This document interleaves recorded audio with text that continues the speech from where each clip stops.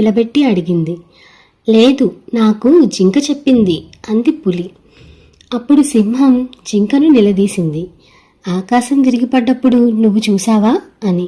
లేదు, నాకు కుందేలు చెప్పింది అంది జింక. సరే అని సింహం కుందేలుని అడిగింది.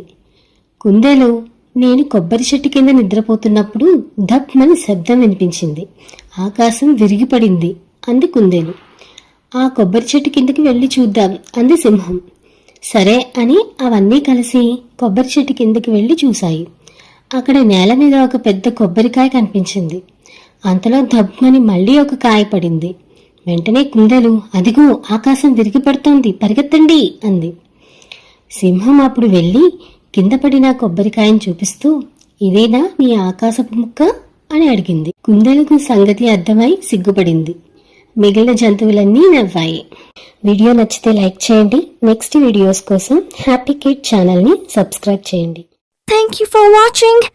Please do subscribe for more videos.